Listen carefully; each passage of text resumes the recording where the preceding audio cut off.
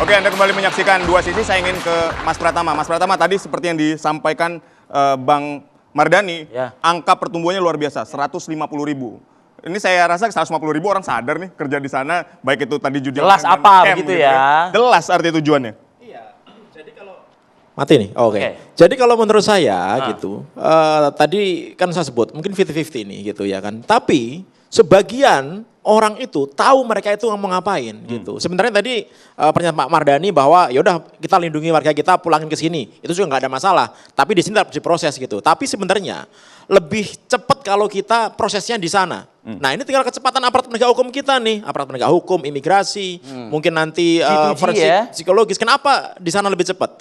Bukti-buktinya sekarang yang megang Ya. itu adalah pemerintah Kamboja gitu. Jadi nanti di sana seperti kata Pak Jenderal Roni tadi bahwa dibikin clustering gitu. Mana yang dia memang korban beneran, mana yang dia setengah-setengah, mana yang dia memang pelaku gitu ya kan. Nah, jangan semuanya nanti ketika dipulangkan begitu nyampe di Indonesia, oh dianggap pahlawan devisa, dipeluk-peluk, disayang-sayang. Oh apa namanya? Padahal kerjaan di sana nipu. Padahal di sana yang ditipu itu orang tua kita, yang ditipu itu saudara kita, ditipu teman-teman kita gitu. Ya masa kita rela? Kalau saya sih nggak rela ya Ya, gitu. Bang Ya kan? Pratama, sebenarnya gini, mungkin buat gambaran ke pemirsa kita, sejahat apa sih sebenarnya industri scam dan judi Ya, di ini Kamboja industri ini? profesional. Ini industri profesional sangat besar sekali begitu, jaringannya internasional. Kemudian omsetnya itu billion US dollar per month gitu. Artinya apa? Gede banget nih.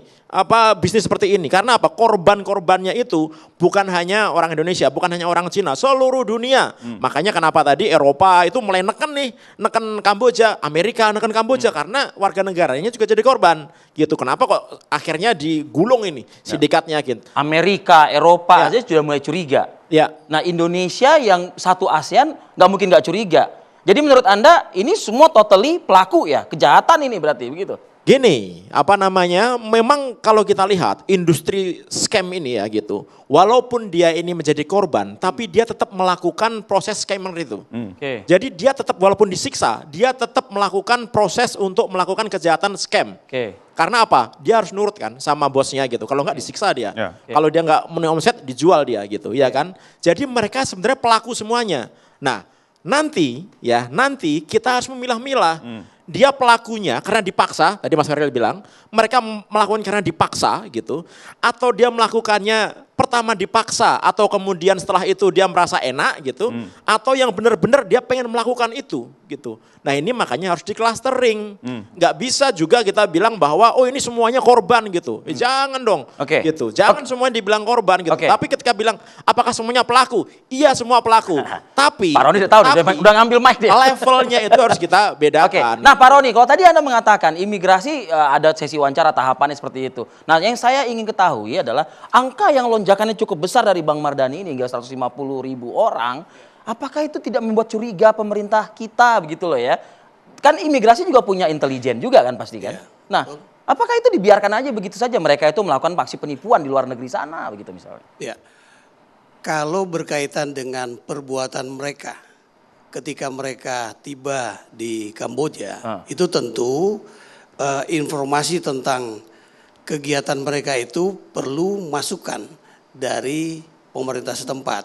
Nah, kita juga punya counterpart imigrasi di sana yang sering bekerja sama, Oke. tapi juga KBRI pasti mencatat. Jadi angka 150.000 itu kan angka keberadaan Iya. warga negara Indonesia yang bekerja di Kamboja. Tidak semua bekerja scamming. Iya betul, tapi lompatannya signifikan Bang. Ya memang lompatannya signifikan, tapi ada yang bekerja di kuliner, Di sektor-sektor yang sektor-sektor ini, yang, oke. ya, Ya, itu. oke. Tapi apa yang tadi disampaikan oleh Pak Pratama maupun Pak Herin itu memang betul.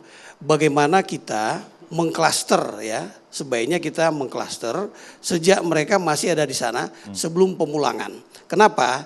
Ketika mereka masih berada di sana, harapan mereka untuk dibantu pulang itu kan sangat besar. Sehingga mereka kemungkinan terbuka apa adanya.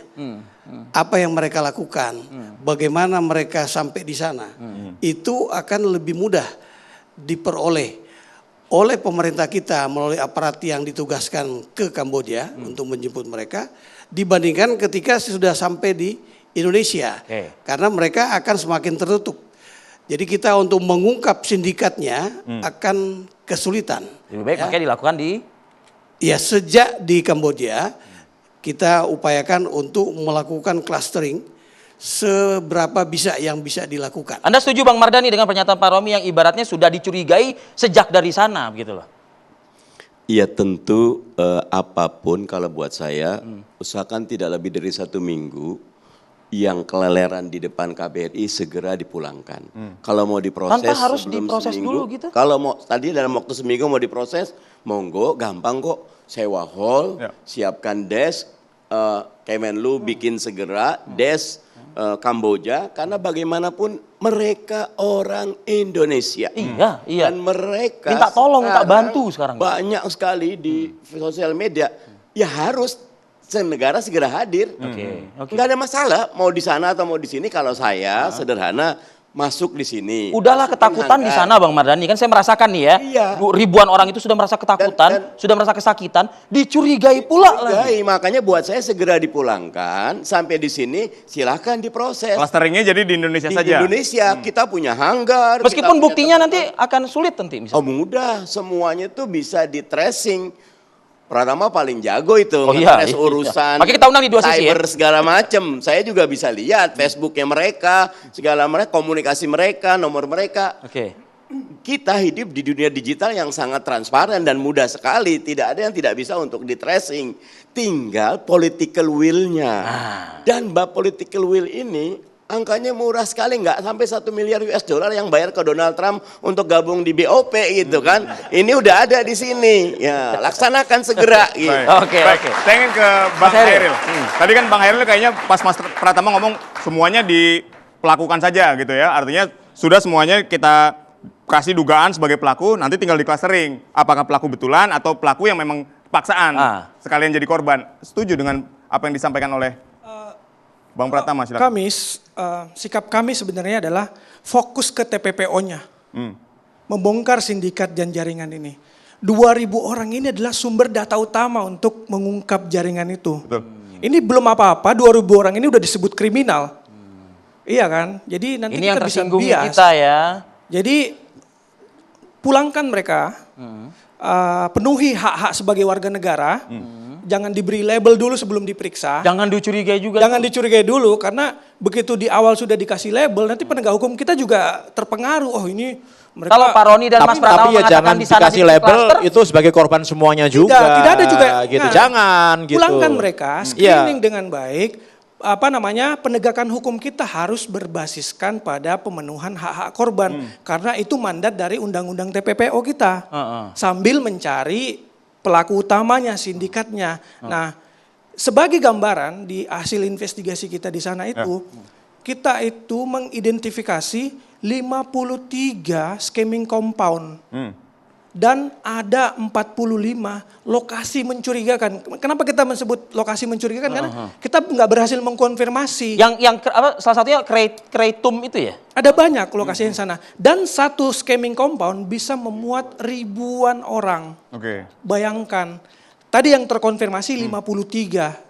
Satu gedung saja memuat 1.000 berarti 53.000. Oke. Tadi kita memiliki 53.000 orang yang terlibat di situ. itu kalau 1.000, Oke. ribuan orang di dalamnya per compound itu. Ada 45 lokasi lain yang menurut kita ini juga diduga merupakan scamming, tapi kita nggak berhasil mengkonfirmasi. Kenapa? Yang berhasil kita konfirmasi. Kendalanya apa? Tantangannya banyak. Pertama, Mike. mau masuk ke sana aja susah. Masuk ke dalamnya aja tuh nggak bisa Iya. kita karena dia udah kayak pagar militer, Betul. udah ada private security apa. Bisa kita nyuri-nyuri jadi kayak bagian dari mereka ngobrol pas mau masuk tuh Undercover ngobrol. lah. Jadi Pengawasannya berlapis di ya? dalam pun ketika di dalam pun nah itu yang tadi dibilang di dalam tuh minta maaf ada pecel lele, ada servis handphone, ada cukur rambut, Oke. masakan padang. Jadi bisnis Itu- yang ada di depan ini hanya kamuflase saja, Iya. kemudian di belakangnya. Jadi benar memang susah untuk masuk. Dan ketika seperti itu agak susah kalau dibilang mereka mendapatkan kemerdekaan dalam bekerja. Jadi sekali lagi segera pulangkan. Baik. Lalu hasil temuannya boleh? Dari Silakan temuan tambahkan. kami, Enggak. temuan kami mengkonfirmasi Ada beberapa dari mereka yang memiliki kebebasan Pak Mardhani gitu. Mereka bisa megang handphone, mereka bisa kemana-mana, mereka bisa ke kota, mereka bisa beli makan, mereka bisa Artinya ngomong mereka sama tidak siapa aja. terkungkung, terkurung dan lain sebagainya. Ada yang kayak gitu. Anda mencurigai itu pelakunya gitu maksudnya? Loh, iya dong. Ada yang kayak gini. Pelaku itu pasti akan dipuja, bukan puja, akan disayang-sayang nih sama bosnya gitu. Mereka itu pasti disayang-sayang. Tapi faktanya mereka dianiaya, disiksa kok. Ada yang dianiaya tapi nggak semuanya. Dianiaya pun mereka juga melakukan pekerjaan scam sebenarnya. Sedih gitu. sekali kalau misalnya tidak Boleh, dianiaya boleh. semuanya. Saya mau share ini data lagi ya. Baik, Kita silakan. data nih biar tidak berasumsi. Ya. Ada satu orang Indonesia yang kita wawancarain berhasil. Orang ini 2023 pernah balik dari Kamboja setelah mengumpulkan uang. Selamat dia. Selamat. Bisa dia. Dia tidak menjadi korban pada saat pertama. Oke. Pulang ke Indonesia duitnya habis karena tidak ada lapangan kerja. Dia Bergoda kembali. lagi untuk kembali. Tergiur dia ya. Tergiur dengan pikiran bahwa dia bisa membuat uang yang sama. Iya kan? Dapatkan uang yang sama. Dia melakukan kejahatan kan di sana? Scamming. Oh, Oke. oke. Scamming. Setelah kembali ke sana, dia tidak perform. Disiksa habis-habisan. Disetrum dan segala macam. Dan dijual ke Perusahaan kompon lain. lain. Oke. Disinilah Ini menarik terjadi datanya lagi nih. tindak Menarik. pidana perbudakan. Dari yang dulu, tadinya tar dulu. pelaku kemudian menjadi korban maksud Anda? Ntar dulu, Iya. jangan karena habis disiksa baru dong teriak-teriak jadi korban. Bukan. Yang Benar nggak? Yang Iya benar. Ya, baik. Itu ada seperti itu, tapi memang ada juga ini Giliran enak, nyaman, diem. No. ini Ah. ini ada yang Kita- ngomong sama gitu loh. saya nih. Langsung nih gitu. Dia bilang, "Saya mau ke Kamboja." Ya. Oh, kenapa Kamboja? Ah. Di sana gaji 15 juta. Saya mau kerja di sana. Loh, Anda scammer dong? Iya. Nggak apa-apa, enak kok di sana. Terang-terangan kan? Terang-terangan ngomong kayak gitu. Karena Oke, ya. karena nature dari bisnis industri scamming ini yang penuh kekerasan, seseorang yang awalnya bukan pelaku itu bisa saja besok atau lusa menjadi korban, sama dengan temuan satu orang yang kita tadi dari Indonesia. Dia dijual ke kompon lain karena tidak berhasil memenuhi target. Artinya mungkin pada saat datang pertama dia bukan korban, tapi karena nature kekerasannya yang sangat kejam di sana, dia menjadi korban dan korban perbudakan akhirnya. Oke. Karena Tapi Atau diperjualkan. Kapannya itu konsekuensi awalnya dari jadi itu? korban, tetapi setelah itu jadi pelaku. Karena enaknya tadi Karena gitu. enak gitu. Ada juga kayak gitu. Ya ada, mungkin temuan kami Gimana? itu tadi. Oke. Ya, baik. Bisa di klaster juga ya. Ada pelaku otaknya. Ya. Ya sindikatnya. Ada pelaku yang turut serta membantu melakukan. Itu kan beda dia. Iya. Pidananya juga beda. Ya, oke. Pengenaan pidananya beda. Tapi kan sebagai mantan polisi, Anda tahu mens reanya kan jelas kan? Mens rea itu bisa ada. Kan niat berangkat ke sananya untuk scamming gitu loh, Pak Ruh. Ya, itu tidak mudah untuk mengungkap mens rea ya. Tapi pada umumnya karena mereka itu bukan pemilik modal, mereka itu kan hanya pekerja. Iya. Jadi ada pekerja yang mau tidak mau dia harus melakukan itu, tapi tidak mungkin dia menyiksa kawannya. Tapi dia melakukan scamming terhadap warga negara Indonesia yang ada di Indonesia, itu kemungkinan besar. Nah itu yang harus diungkap. Tapi mau tidak maunya melakukan tindak kejahatan, dia tetap melakukan kejahatan loh. Pelaku Ya, itu kan? Ya itu tadi, kan ada kalau pasal yang dulu itu pasal 55 ya otaknya. Tapi ada juga pasal 56.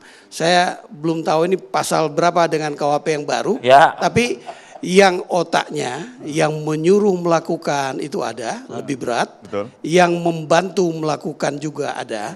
Tapi ada yang karena tidak dapat jatah dia ya. Oke. Pak Pratama bilang, dia akhirnya ya mendapatkan siksaan. Oke. Nah, kalau yang bebas-bebas ini mungkin mereka ada prestasi sehingga dipercaya. Kenapa mereka dibebasin? Itu promosi, itu iklan. Iklan bagi yang lain yang belum berusaha. Untuk menarik orang, yuk kerja di Nah, Kamboja itu enak seperti gitu ya. Mereka ada Hall of Iya. Fame-nya. Mereka itu setiap kompon tadi ada Hall of Fame-nya gitu. Siapa yang paling berprestasi, siapa yang nomor 2, juara 3 gitu. Kayak di gerai restoran ya, manajer minggu Iya. ini gitu Jadi ya. karyawan Mereka terbaik bangga gitu ya. untuk itu. Mereka berebutan untuk itu karena apa? Bonusnya sangat gede gitu. Baik. Oke, enggak artinya kita sudah bisa klasifikasikan ini pelaku kejahatan dong berarti kalau bisa dikatakan. Oh, iya dong. Oke. Iya. Oke, baik, kita lanjutkan.